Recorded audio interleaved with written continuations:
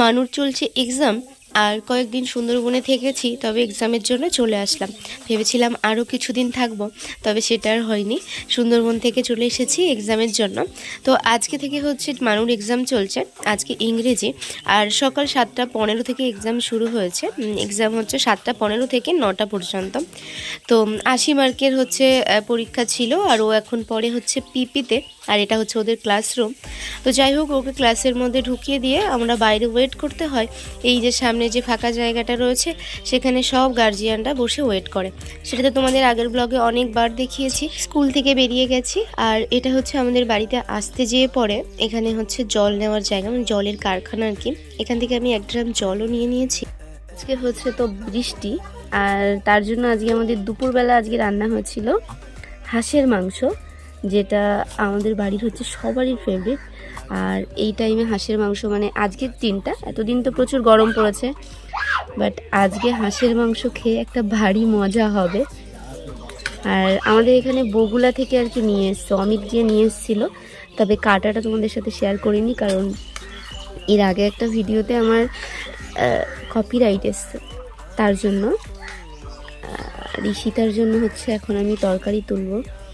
কই গেল ঈশিতার জন্য? আমি একটা সলিড দেখে মানে মাংস তুলবো। কই মেটে ফেটে মাছ সেসব পাওয়া যাচ্ছে না তোমার? কিন্তু মেটে তো ছিল অনেক কটা।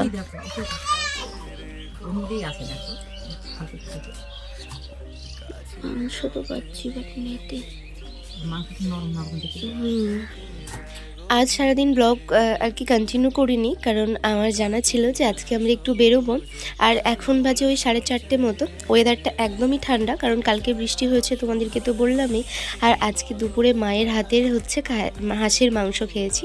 আজকে আমি রান্না করিনি, যেহেতু মানুর এক্সাম ছিল। তারপরে বাড়িতে এসে আমার একটু মধু প্যাকিং ছিল, মানে আমি মধু প্যাকিং করেছিলাম। আমি যাচ্ছি এখন ডিটিডিসি কোরিয়ারে, যেখান থেকে আমি আর কি পার্সেল কুরিয়ার করি। আর অমিত এসেছিল এটিএমে। আর আজকে আমার ফুল ফ্যামিলি যাচ্ছি, তার কারণ হচ্ছে ঈশিতার বায়না হয়েছে আমাদের এখানে 12 দোলের মেলা চলছে, মানে কৃষ্ণনগর রাজবাড়িতে। তো ওর বায়না হয়েছে যে ওখানে একবার রাজবাড়ির মেলা দেখে আসবে। তো অমিতকে বললাম, অমিত বললো ঠিক আছে, তাহলে রেডি হয়ে নাও, সবাই একসাথে চলে যাই, কুরিয়ারগুলো দিয়ে তারপরে আমরা মেলা দেখে চলে আসবো। তো এটা হচ্ছে আমাদের কৃষ্ণনগর, আর আমাদের কৃষ্ণনগর এটা হচ্ছে পৌরসভা। এর একটু আগেই আমরা ফেলে এসেছি হচ্ছে কৃষ্ণনগর কোতোয়ালি থানা, আর সামনেই হচ্ছে আমাদের পোস্ট অফিস মোড় কৃষ্ণনগর। তো এখানে হয়তো কোনো রকম একটা মিটিং চলছিল, সেই জন্য আমাদের সোজা যেতে দেয়নি।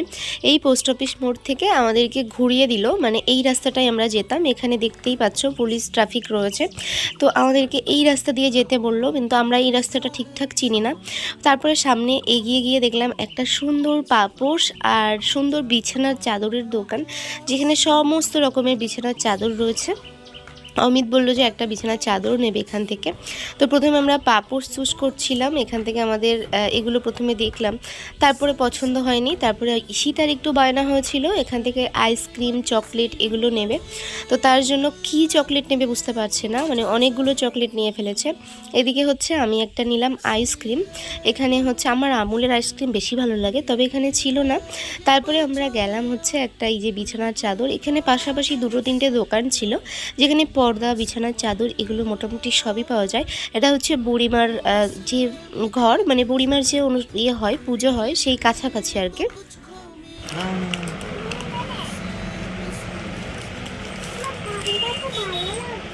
একটু কালার দেখান, ডিফারেন্ট কালার।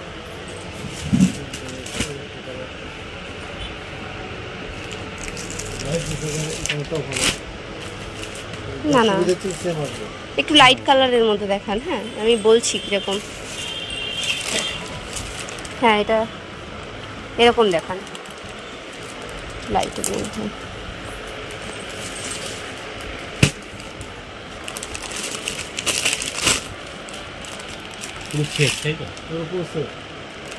দাঁড়াও আমি দেখছি কালারের কীরকম বার করতে বলবো। এটা পছন্দ হয়েছে। এবারে হ্যাঁ, এই দুটোর মধ্যে এবার দেখো কোনটা নেবে।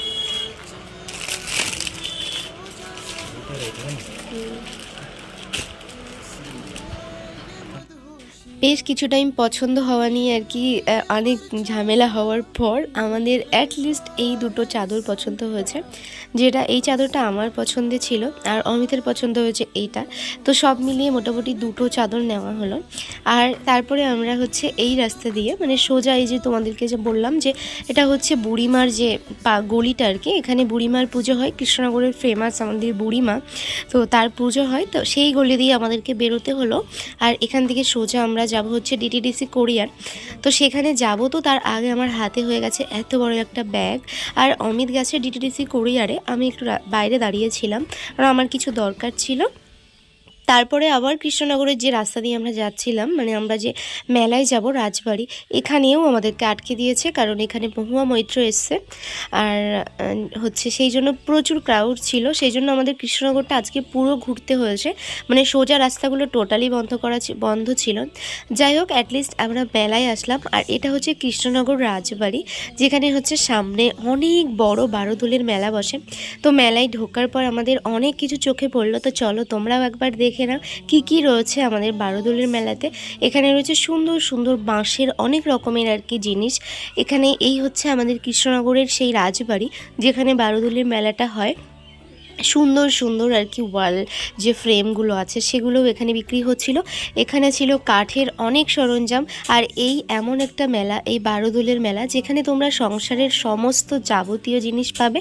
আর এখানে তো আমার আসলে শুধুমাত্র ওই জিনিসের দিকেই চোখ যায়, মানে মেলায় আসলে তো থাকেই অন্যান্য খাবার ঘোরাফেরা, তার মধ্যে বারোদোলের মেলাটা একদমই আলাদা, মানে একটা ইউনিক মেলা বলতে পারো। এখানে সমস্ত কিছু তোমরা পাবে। প্রথমে ঢুকেই হচ্ছে এখানে গণেশ গোপাল থেকে শুরু করে লক্ষ্মীর ভার সমস্ত কিছু রয়েছে। আর একটা অবাক করা জিনিস, সেটা তোমরা হয়তো প্রথম দেখছো, মেলাতে আবার খাটের, তারপরে হচ্ছে চিমনি, এগুলো বিক্রি হয়। ওয়ার্ড্রপ থেকে শুরু করে শোকেস থেকে শুরু করে আলমারি থেকে শুরু করে সমস্ত কিছু আর কি এখানে বিক্রি হয়। আর এদিকে হচ্ছে রয়েছে প্রচুর চাটনি, অনেক রকমের ভ্যারাইটিস চাটনি। আর এসব দেখে তো আমার একটুও লোভ লাগে না, কারণ আমার অতটাও টক খেতে ভালো লাগে না। আমি একটু মেলাটা পুরোটা দেখছিলাম ঘুরে ফিরে। আর আমি তো একটুও সাজিনি, সবাই অনেক সেজে গুজে মেলায় এসেছিল, কিন্তু আমি যেহেতু কাজের জন্য এসেছিলাম, একটু মানে কাজ সেরে তারপরে এখানে এসেছি। যাই হোক, তারপরে তো কিছু খেতে হতো, তাই জন্য আমরা এখানে নিয়েছিলাম পটেটো চিপস, যেটা হচ্ছে শিক্ষিত আলু ভাজার দোকান, মানে এখানে হচ্ছে দোকানের নাম ছিল শিক্ষিত আলু ভাজা। তারপরে হচ্ছে আমরা গেছিলাম একটা যে কাচের দোকান, মানে সেখানে সমস্ত রকমের কাপ প্লেট সেগুলো ছিল। ঈশিতা এখান থেকে নিয়েছে আইসক্রিম মেকার একটা। আর আমাদের সংসারের কিছু জিনিস নিয়েছিলাম, প্লেট থেকে শুরু করে এই সবই। অমিতের পছন্দ হয়েছে এই কাপগুলো, এই কাপের সেটটা, তো এখানে 6 পিস কাপ ছিল, তো এটাও হচ্ছে নিয়েছিলাম। আর তারপরে মেলায় গিয়ে যে বাচ্চাদের যেসব বায়নাগুলো থাকে সেগুলো তো ওকে চাপাতেই হবে। এই যে জাম্পিংয়ে উঠেছিল ও, আর এটাকে এর পাশেও আরেকটা জাম্পিং ছিল এই যে এই সাইডটাতে। ঈশিতার এটাও খুব পছন্দের, তো ও মেলায় গেলে এগুলোতেই আর কি একটু বেশি মজা পায়। তো ওকে তুলে দিয়ে আমরা বেশ কিছুটা টাইম ওয়েট করেছিলাম। আর তারপরে আমরা বেরিয়ে আসি, কারণ অনেকটা রাত হয়ে যাচ্ছিল।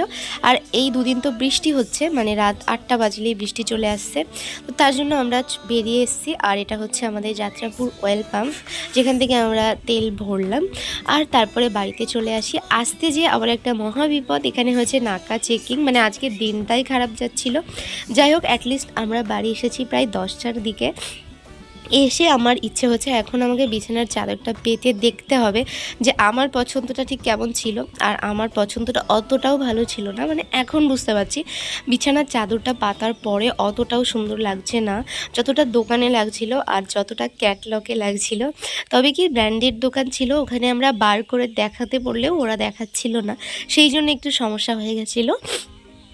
যাই হোক, এটা আমার রোজ দিন আর কি পাতার জন্য ঠিকঠাক, মানে রোজ দিন যেটা ব্যবহৃত হয়। আর একটা নিয়েছি যেটা তুলে ব্যবহার করা যাবে।